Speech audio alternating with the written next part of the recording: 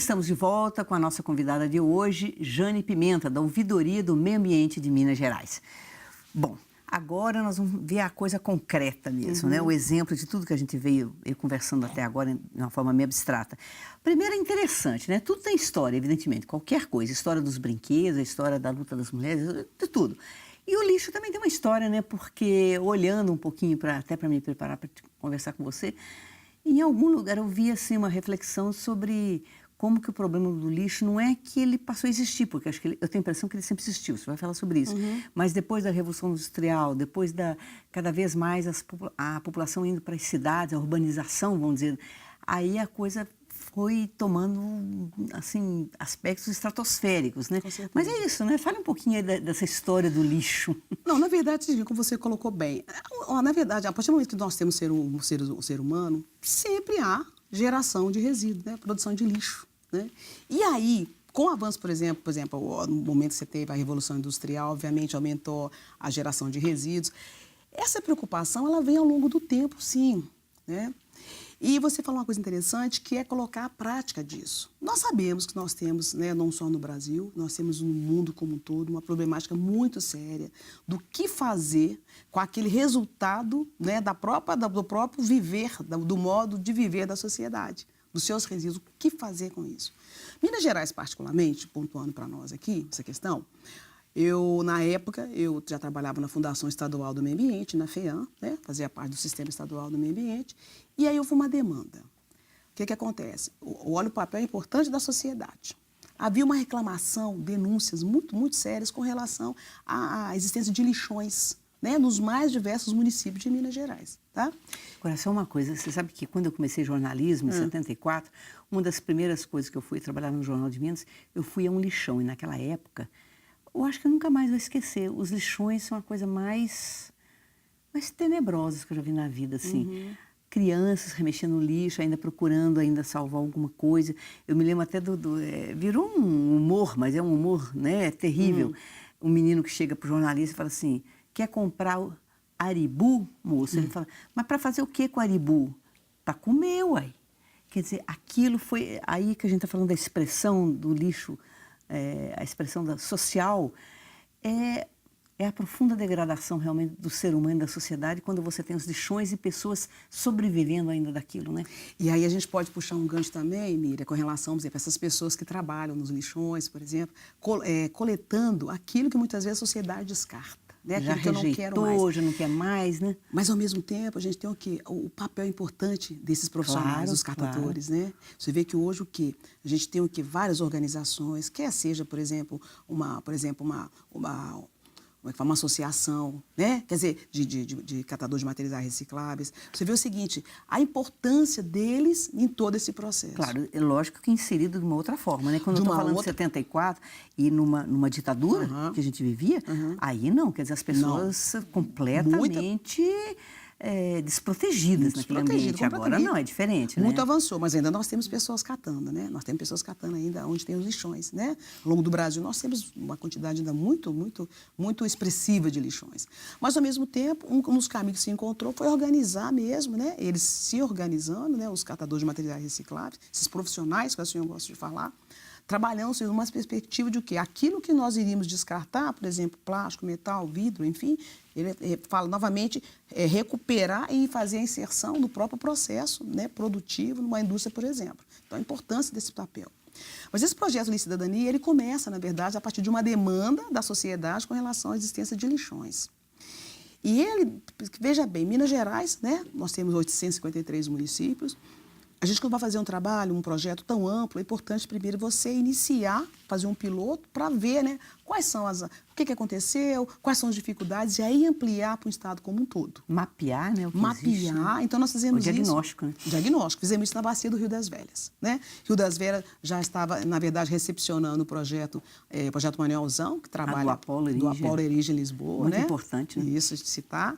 E aí esse projeto desenvolve em toda a bacia do Rio das Velhas. Então houve uma parceria do projeto Manuelzão, né, com o Estado por meio da Fundação Estadual do Meio Ambiente. Tá?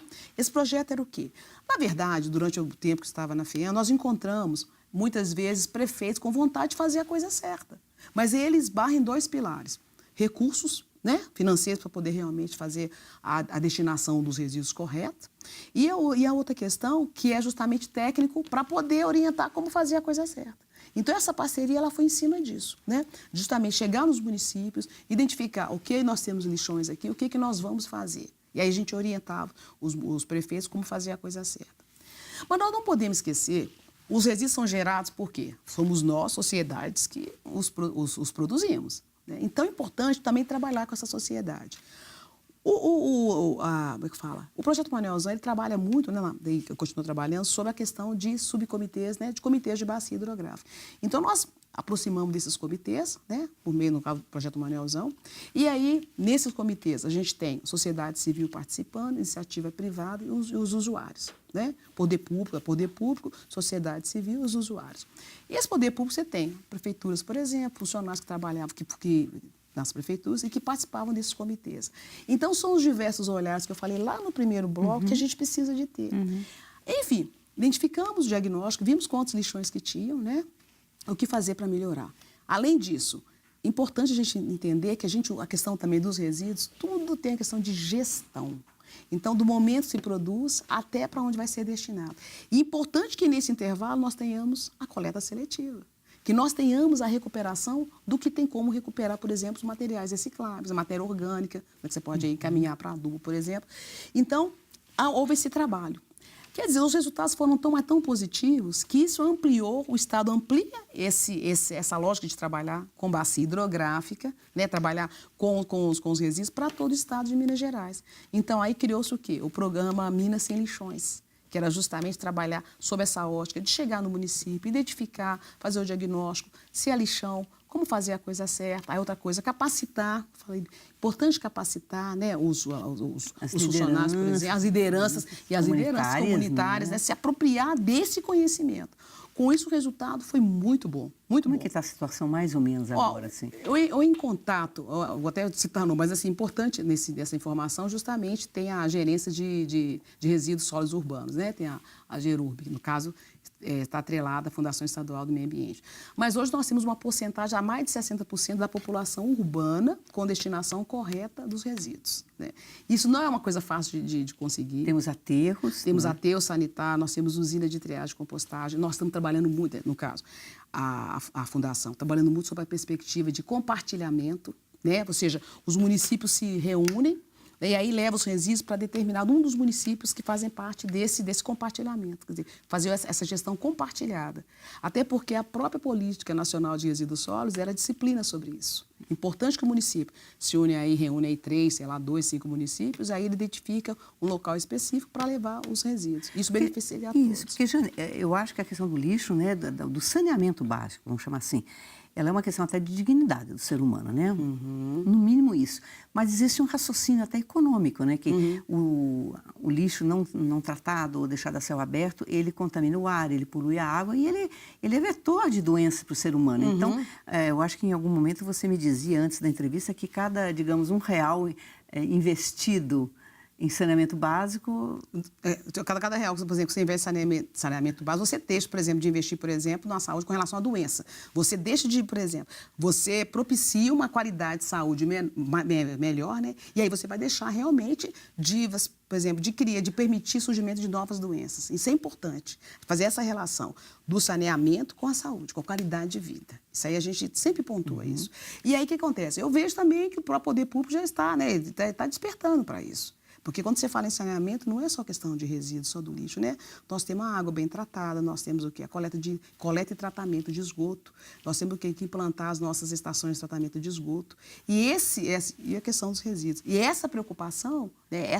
Essa diretriz, o Estado está trabalhando em cima disso. E mais uma vez, acho que a gente chega à questão do funcionamento democrático, porque eu me recordo nas sociedades, né, lá para trás, mais autoritárias, se dizia assim que os políticos não queriam investir em saneamento básico porque o cano fica debaixo da terra, as pessoas não veem. Mas eu acho que a sociedade ficando mais exigente, as comunidades também sendo informadas, elas passam a exigir esse tipo de obra que pode não ser visível, mas que tem consequência. Não, veja bem, igual você está comentando, principalmente a questão que a sociedade desperta para isso já. Ou seja, por exemplo, você tem um curso d'água, né? Sei lá, que muitas vezes é lançado o esgoto. Claro, hoje que a gente está fazendo para a sociedade acordar. Não vai resolver você canalizar, vai resolver você cuidar daquele ambiente, né? Cuidar, por exemplo, lá atrás, coletar esse esgoto e tratar. Né? E aí preservar. Nós somos numa política realmente de preservação dos nossos cursos d'água. E a sociedade cobrar isso, né? Como direito, né? Como direito. Na verdade, igual você falou, é direito. Né? Direito, eu tenho direito ao ambiente, né? Adequadamente, um ambiente salutar. Eu tenho direito, por exemplo, a ter os meus cursos d'água, eu tenho direito a pescar, tenho direito a nadar, tenho direito a isso. É um direito nosso. Né? O ambiente salutar está na própria Constituição. É um direito de todo cidadão. Agora, para isso, todas as instâncias, inclusive o próprio cidadão, né, nós temos que trabalhar para isso. Eu vejo o seguinte, um dos grandes pilares disso tudo, obviamente, a meu ver, é a educação, né? Nós temos aí as escolas, né, enfim, várias instâncias, seja municipal, estadual, das várias idades e classes sociais, trabalhando nessa questão. Mas como eu vejo que a sociedade está cada vez mais, o cidadão já está sentindo na pele. Quando eu tenho, por exemplo, um clima completamente diferente daquilo, a gente fala, na minha época era desse jeito, nós já estamos sentindo um reflexo. Não é isso? Uhum. Quando eu vejo, por exemplo, que se eu preservar uma mata que está aqui ao lado, né, as coisas realmente vão funcionar.